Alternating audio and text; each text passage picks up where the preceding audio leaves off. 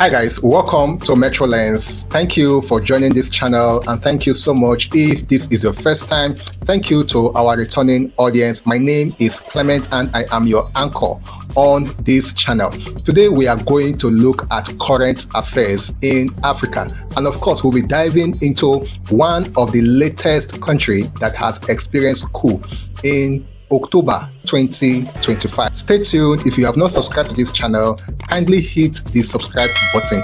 Now enough of the talk, let's dive right into it.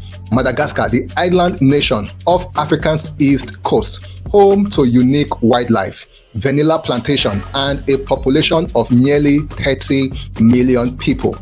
But beneath its beauty lies a history of political turmoil. Since independence from the France in 1960, the same year that Nigeria got her independence, the country has seen coups, protests, and economic struggle. In 2009, a young Andry Rajoelina, then mayor of the capital, what's the capital of Madagascar again? Let's move on.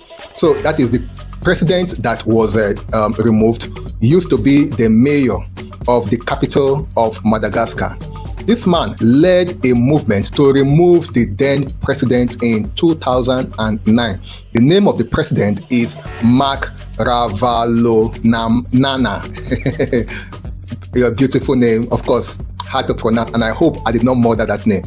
In a military-backed coup. Fast forward to 2025, and history repeats itself, with Rajoelina now on the receiving end. This is the story of how youth discontent ignites a revolution, leading to the president's dramatic removal.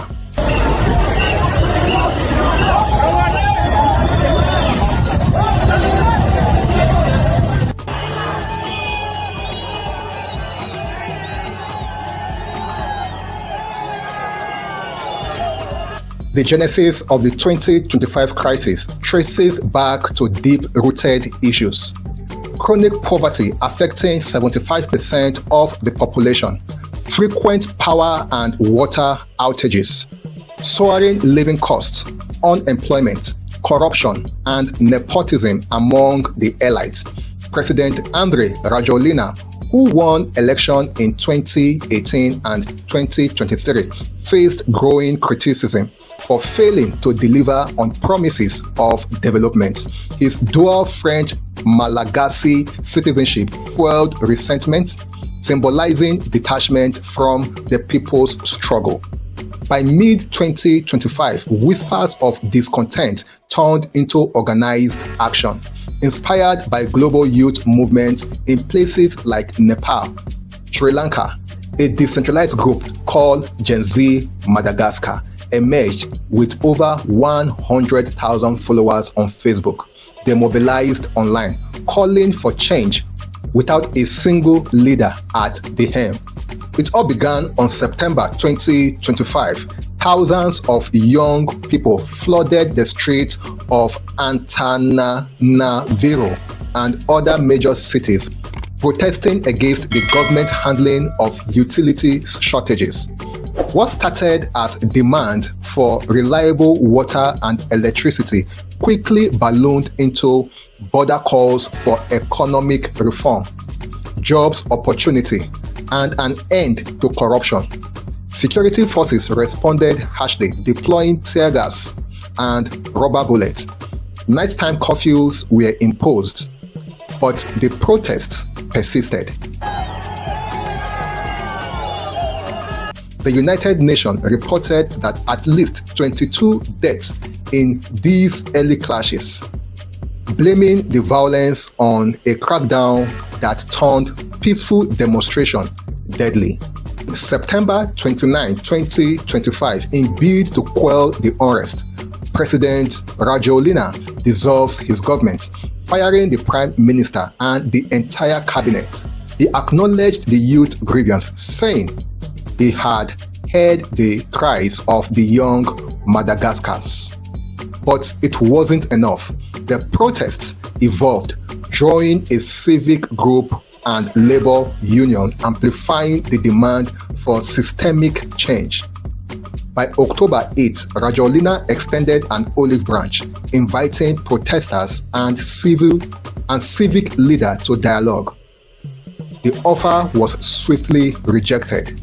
Protesters accused the government of killing its own people and vowed to continue until real change occurred. The turning point came on October 11, 2025. An elite military unit called the CAPSAT. Ironically, this same group that backed Rajoelina in 2009 rebelled, led by Colonel Michael Randrianirina. Soldiers in armored vehicle joined the protest, escorting them to the central square of Antananarivo, a symbolic site of past uprising.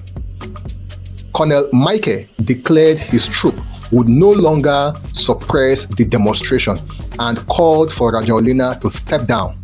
Cheers erupt from the crowd. Gunfire exchanged between CAPSAT and loyalist forces left at least one soldier dead.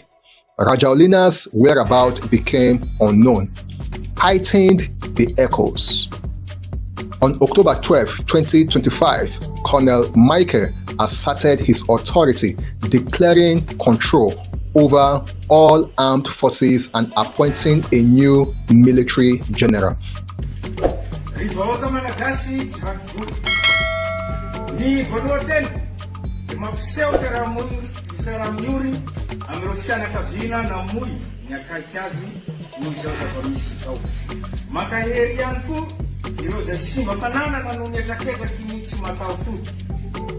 Potika ny firenena, mikorotana ny fiainana ankamaroan'ny vahoaka malagasy amin'izao satria tsy misy fitadiavana mandeha amin'ny laony noho ny tsy fisian'ny rano, jiro izay zo fototra tokony hananany vahoaka. Ny fidiram-bola tsy zarizary satria zara raha mahita asan'ny tanora malagasy. A move accepted by the defense minister. Rajoelina's office denounced it as an illegal power grab, but the president remained silent. On the next day, October 13th, Rajoelina broke his silence on a social media speech from hiding. He revealed he had fled the country due to an assassination plot at the presidential palace, reportedly escaping on a French military plane. Insisting he was still the legitimate leader, he called for constitutional respect but refused to disclose his location. French President Emmanuel Macron expressed concern but denied involvement. On October 14th, marked the president's removal from exile, Rajoelina issued a decree dissolving parliament to block an impeachment vote. Lawmakers ignored it overwhelmingly, voting to impeach the 51-year-old leader. Moments later, Colonel Michael and his soldiers appeared before the historic presidential palace in Antananarivo. We are taking powers, he announced. A military council comprising officers from the army and gendarmerie would govern for at least 18 months before elections, with plans to appoint a prime minister and transit to civilian rule. Protesters celebrate as troops patrolled the streets.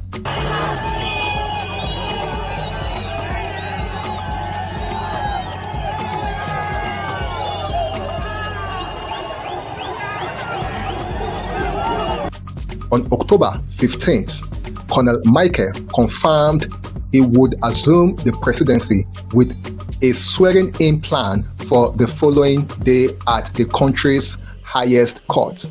The African Union suspended Madagascar, echoing international condemnation of the coup. Rajoelina from exile called it a serious breach of the rule of law. The 2025 coup highlights Madagascar's circle of instability, where youth power meets military might. As the nation awaits its next chapter, one question lingers. Will this lead to genuine reform or just another chapter in a turbulent history? Thank you guys for staying tuned. This is our own current affairs in Africa. Thank you for watching. Please do not forget to hit the subscribe button. See you in our next video. Bye for now.